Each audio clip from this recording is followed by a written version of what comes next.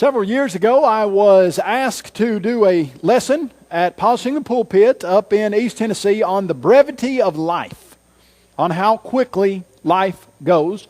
And generally speaking, what I try to do in my lessons is get a introduction first, and then a conclusion, then work on the middle part of my lesson. But for some reason, this particular lesson, I just did not have a good introduction.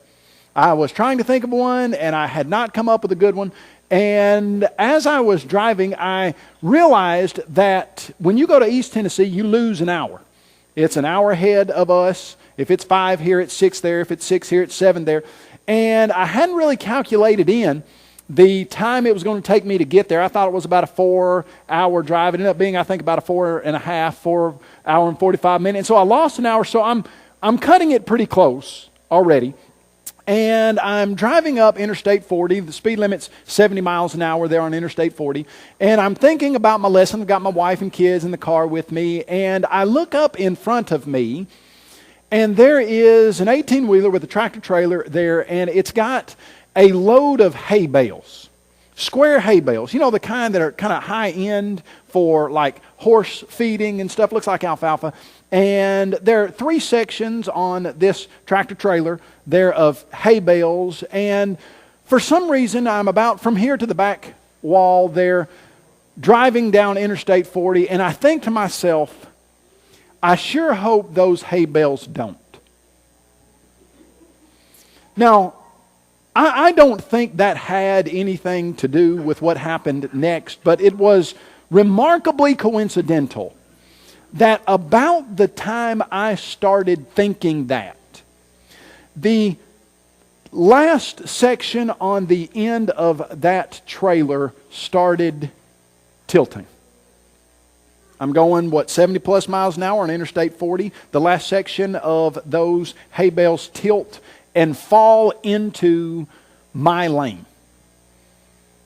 I'm driving down the road. There are cars on either side of me. I have about 100 hay bales in front of me, and there's no possible way I can get out of the way. I'm going to have to go straight through.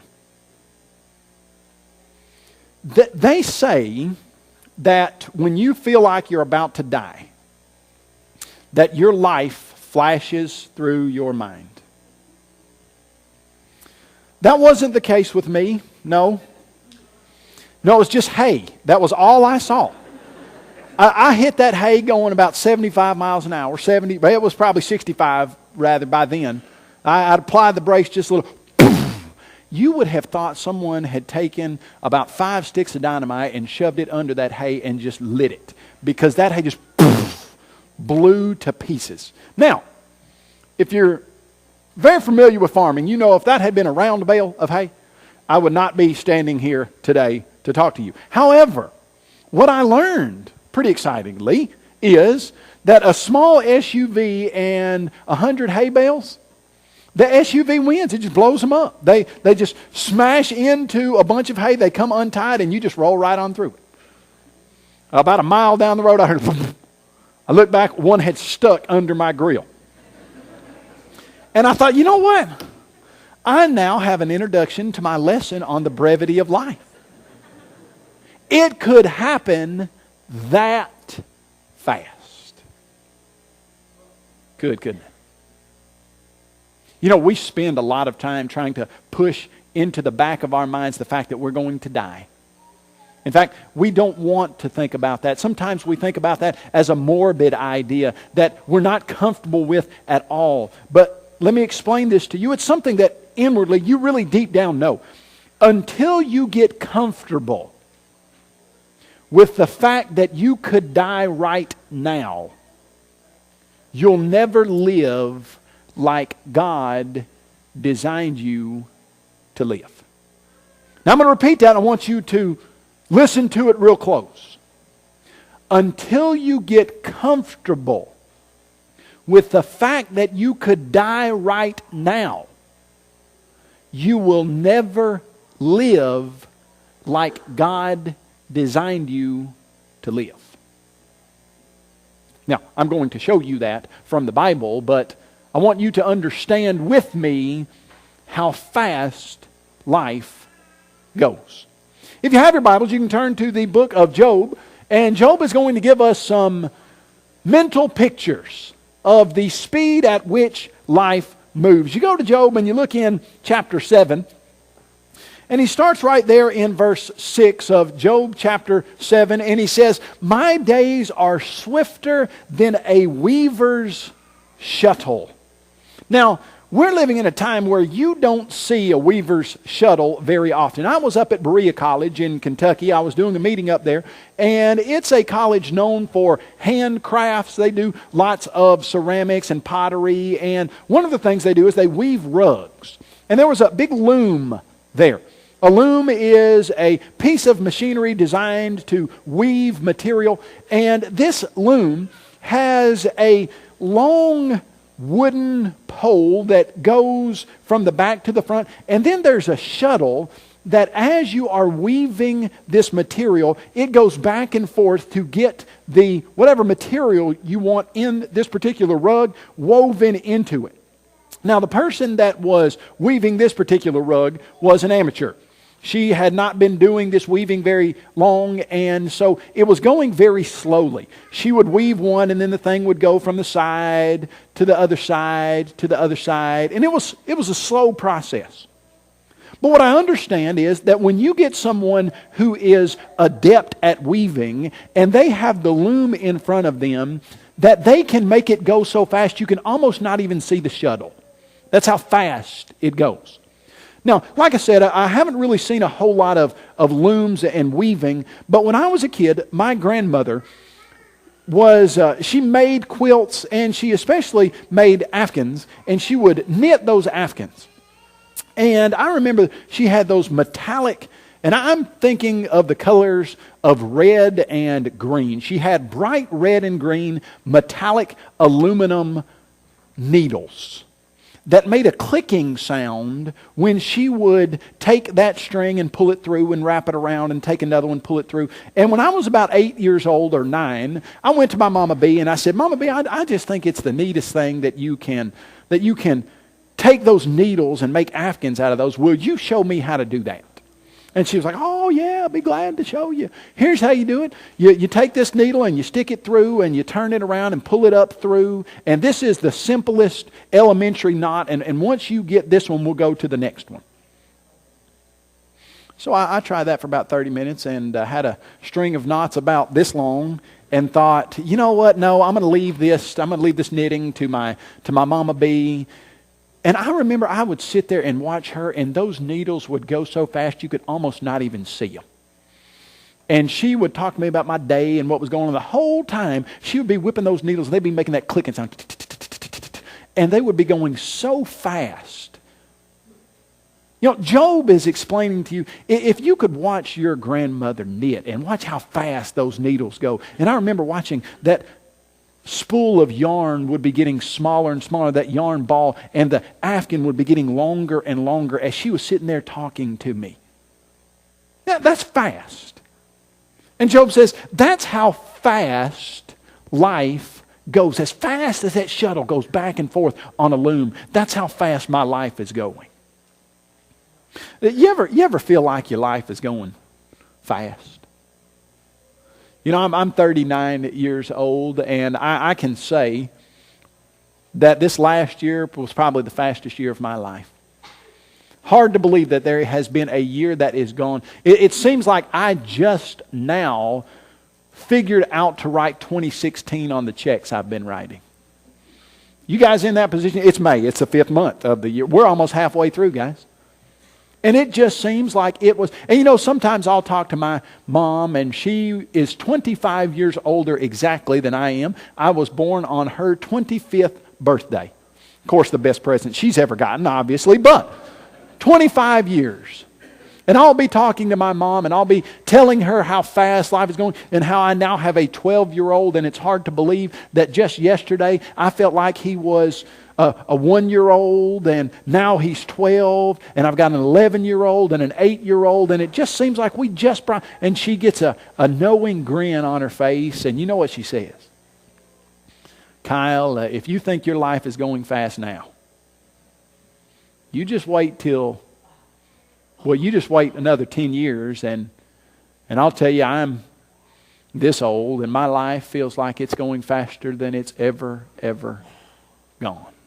You know, at what point of your life do you stop and say, whew, this life is taking a long time? I mean, it just feels like it's not going anywhere. That just doesn't happen, does it? Because really, ultimately, your life is short. Just another couple examples of how fast life goes. Job, there in 2 chapters later, Job chapter 9, you look there in chapter 9, you look in verse 25, he says, "Now my days are swifter than a runner." Now, we got the Summer Olympics coming up. There was a guy who became famous. In fact, the Olympics lots of times focuses on this particular race. It's the 100-meter race to see who's the fastest man in the world. Now, here's what I always find so interesting about the fastest man in the world race. It's the sprint of 100 meters. And they will talk about the sprint of 100 meters. They'll talk about it for hours ahead of time. And they'll say that this person in the world record tournament 2 months ago got this and this. And they'll get everybody hyped up for it. But make sure you don't go and get a Coke from your refrigerator any time close to when that race is supposed to start. Because when you do, or if you do, you may come back and that race is, all the hype and all the talk. You know how long that race takes? 9.58 seconds is Usain Bolt's world record for running 100 meters. Folks, he can run 100 meters quicker than you can open and close the refrigerator door. It's pretty fast. And you think about all that hype and all that talk and all the discussion about who's going to win this and how so-and-so won this, but so-and-so beat that. And then it's over in a snap. That's your life. James said, your life is like a vapor. It appears for a little while, and then it vanishes away. There in James chapter 4. Now I remember my dad years ago preaching on that. My dad has preached as long as I have been able to remember about anything.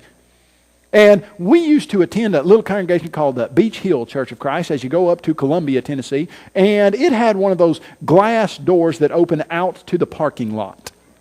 The parking lot was right there. There was no swinging door like you guys have here. It just opened straight out into the glass doors, and you could see that black asphalt parking lot. And in the summer, lots of times, it would come an evening shower or a morning Sunday shower, and that rain would hit that hot black asphalt parking lot.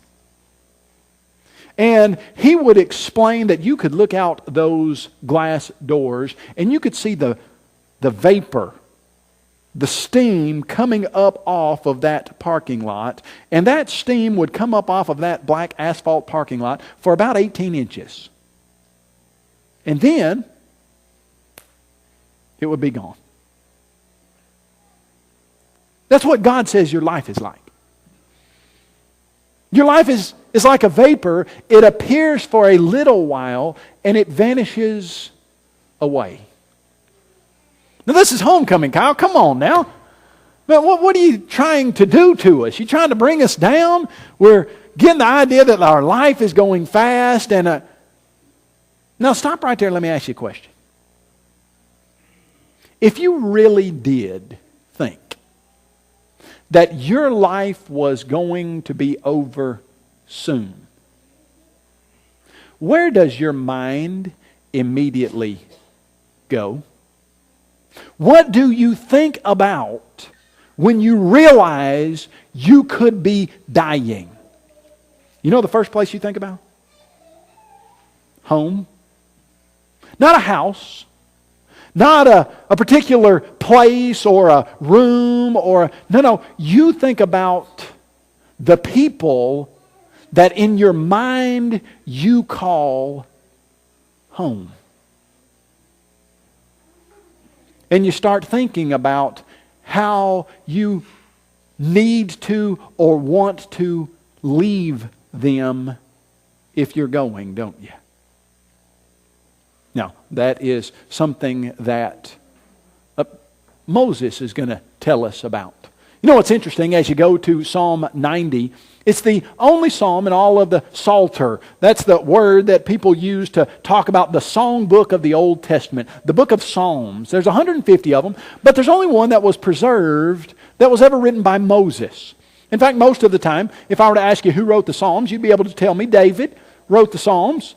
David wrote many of the Psalms, about half of them, wrote about 75 of them. There's only one written by Moses. Now here's why that's interesting. Psalm 90, written by Moses. Moses lived about 1450 BC.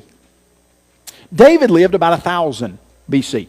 So Moses wrote his one psalm about 450 years before David ever came along. Now here's what that means.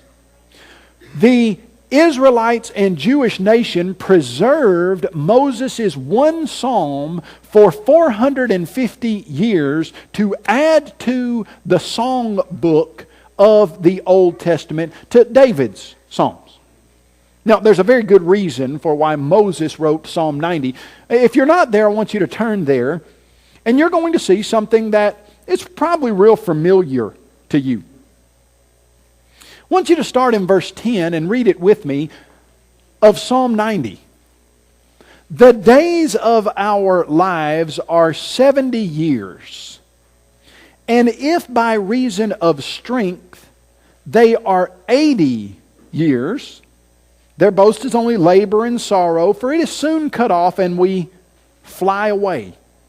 Who knows the power of your anger? For as the fear of you, so is your wrath. So teach us to number our days, that we may gain a heart of wisdom. How long are you going to live? It's a good question, isn't it? I was just sitting down here. Sometimes, just before I get up for a lesson, I know people are wondering what I'm doing on my phone.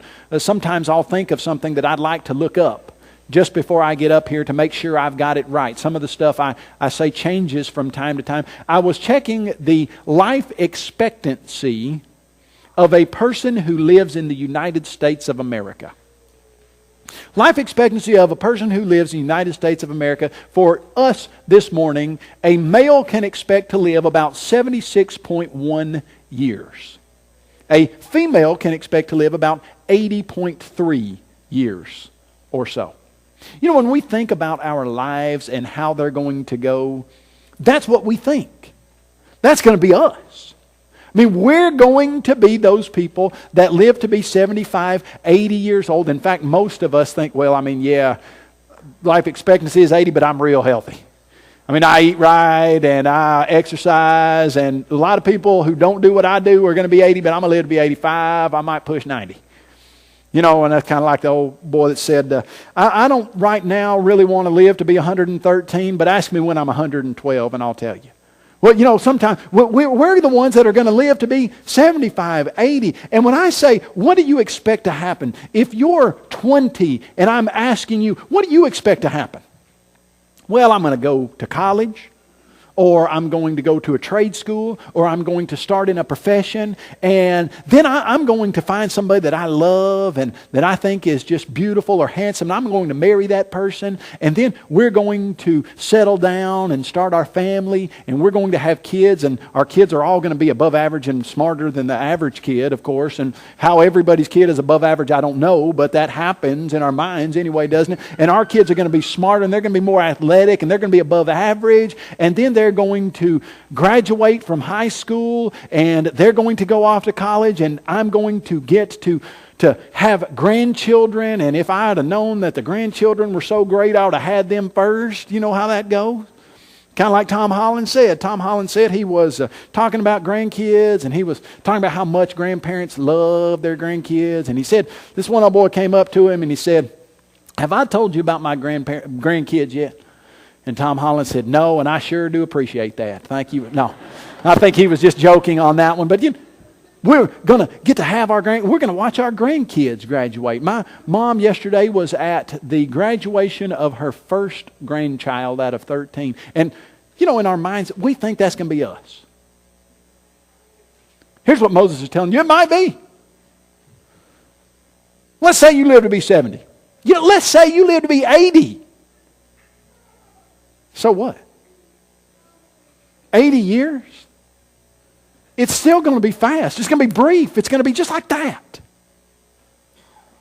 Oh, and some of us, we're not living to be 80, are we?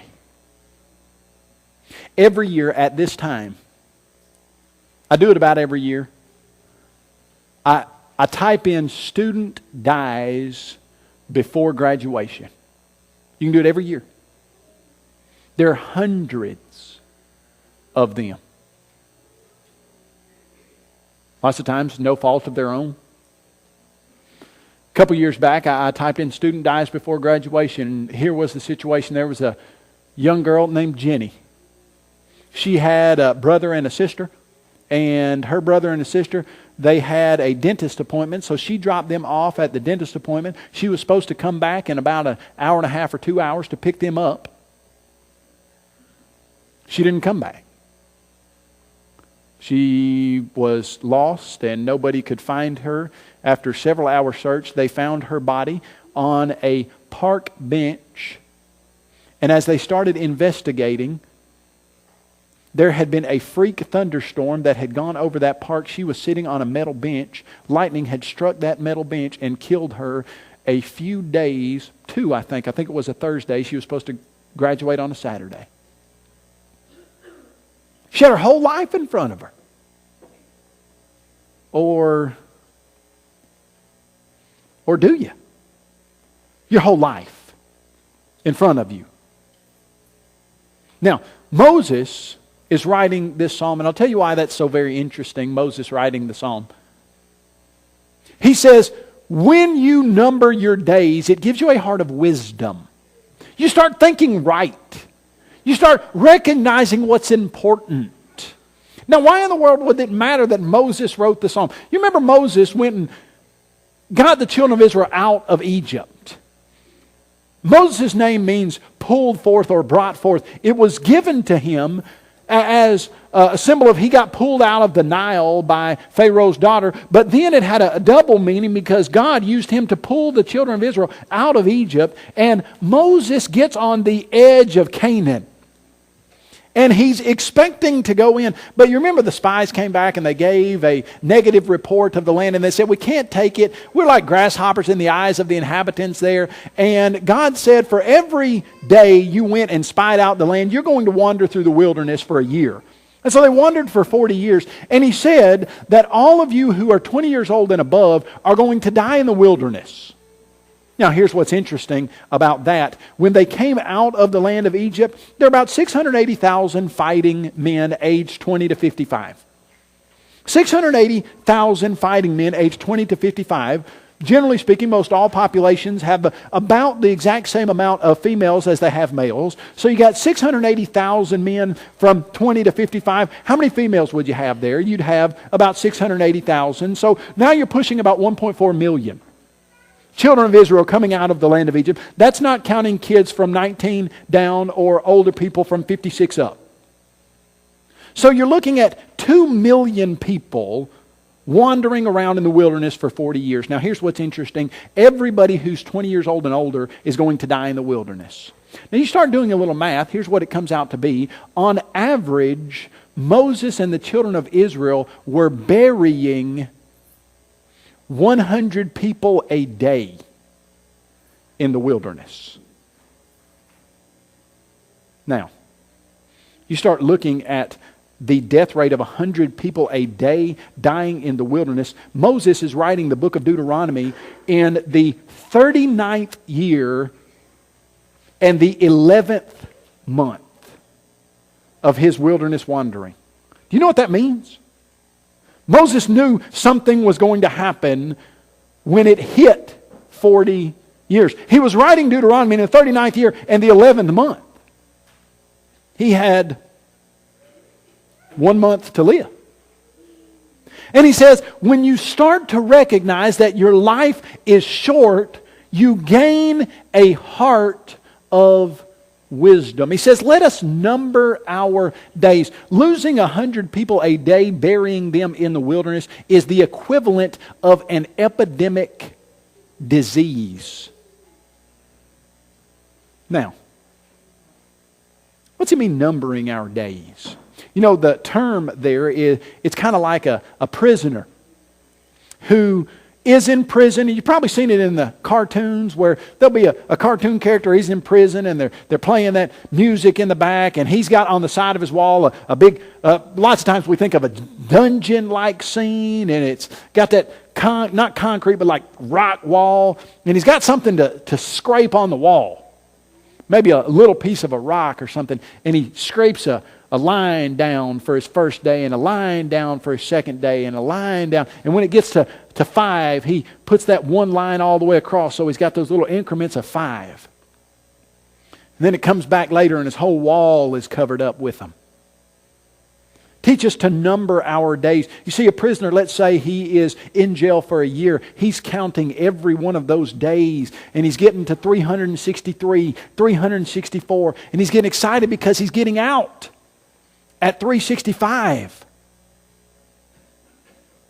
And we're supposed to number our days, but we're not numbering them to the time that we get out. We're numbering to the time that we're numbering to the time that we go home. This world it's not my home. I'm just passing through. My treasures are laid up somewhere beyond the blue. The angels beckon me to heaven's open door, and I can't feel at home in this world anymore. Oh Lord, you know I have no friend like you. If heaven's not my home, then Lord, what will I do? The angels beckon me from heaven's open door, and I can't feel at home in this world anymore. You start numbering your days, and you start realizing that you were never designed to live here forever, that there is a place for you that is home. What happens when you recognize that you're going to die? You start gaining a heart of wisdom. You start thinking about what's the most important. You know, just about every music genre has a song that has this concept in it. If you listen to country music, there's a Tim McGraw song, and it's called Live Like You Were Dying. And he sings it about an old man who goes and finds out that he's got cancer. And his son is talking to him about this cancer that could at any time take his life. And the old man says that when he found out that he could die at any minute, he went skydiving, he went Rocky Mountain climbing, he went 2.7 seconds on a bull named Fu Manchu. He loved deeper, and he spoke sweeter, and he finally gave the forgiveness he'd been denying. And then he says to his son, he says, "Son, someday I hope you get the chance to live like you are dying." I want you to stop and think about this. Try hard to participate. If you knew that tomorrow at this time you would be leaving this earth, your soul would be separating from your body, and you would be going to your eternal destination. You knew it for a fact. What would you do? Would you feel like you just got to watch that last episode of whatever it was because you want to know how it ended? If you knew in 24 hours you were going to die, well, that happens. Some people know that their life is brief. Sometimes it's not 24 hours. Last times maybe it's a few months. They start thinking about home. Lots of times they think about home on this earth, and they think about their spouse. Making sure that spouse knows that they love them with all of their heart. Think about their kids and making sure those kids know that they weren't perfect, but they tried their very best. If you're a kid who still has a living mother or father, you think about all the times that you disappointed them and all the times that you didn't respect them like you ought to, and you want them to know that you loved them and you were sorry for that. You want to get right with people, don't you? You know, but there's one relationship that is the primary relationship. You know you're about to go see your Father, your Creator. You are about to come in contact in a very real way with the Maker of your soul. In 24 hours, if you knew you were going to die, what's the relationship that you would want to have right more than any relationship in the world? If you're going home, you want to be right with your Father. You know, lots of times when we start recognizing and getting comfortable with our own mortality, we start realizing that the very most important relationship is our relationship with our Father. Because if we knew we were going home in a day, that would give us a heart of wisdom, and we would recognize the most important thing in the world is being right with our Maker, our Creator, our Father, so that we can be welcomed into His home. You see that happen, and see, it's just so hard when you think you're healthy, when you think you're going to live, when you're thinking about what we're going to eat for lunch, and you think, hey, we're going to make it to lunch. I'm going to make it to tomorrow to go to work. It's just so hard. It's just so hard to think about the most important. I remember being at Freed-Hardeman, and I had a professor named Dow Flatt. Oh, he was a funny little guy. He would tell corny jokes. Had a little gold-covered tooth that stuck out over his lip, kind of hunched over. He was a Greek professor. Said he used to read commentaries for fun. He would tell a joke. He'd say, class, did you hear about the two silkworms that got in a race? They ended up in a tie. And his little body would laugh. He was talking about a student of his. And I was always amazed at a lot of my professors. They didn't really think about their job as just a teaching job. They kept their eye open for converting people who weren't Christians there at Freed. And I was always excited and encouraged by that. And he was talking about one of his kids that had come through Freed and that wasn't a Christian, and that he had Bible studied with, if I understand it right, and he had tried to convert this young man, and the young man knew what he needed to do. He had gone through God's plan of salvation and talked to him about his sin, talked to him about repenting of his sin, and talked to him about how to get rid of that sin, being buried in water baptism, to come in contact with the blood of Jesus. And this young man recognized what he needed to do. But Brother Flatt just said he just wasn't going to do it. There's just something about the young man that had made a decision that he wasn't ready for it, or he wasn't going to do it. There was something that he didn't want to leave. He said several years after he left Freed, as I recall him telling this story, he said the young man was in a freak accident, and a truck backed over this young man and crushed him into the ground. Broke several of his bones. Looked like he was in terrible position. Said the young man immediately, when he thought he was not going to live, told the people to call Dow Flatt, because he knew he was not a Christian and he needed to become one. Well, they called Brother Flatt. He came to the scene. Apparently it wasn't too far away. And this young man begged him to baptize him. Brother Flatt asked the paramedics, and they said, if you baptize this guy now, he will die. He didn't know what to do, but he made the decision not to. Don't know about the decision.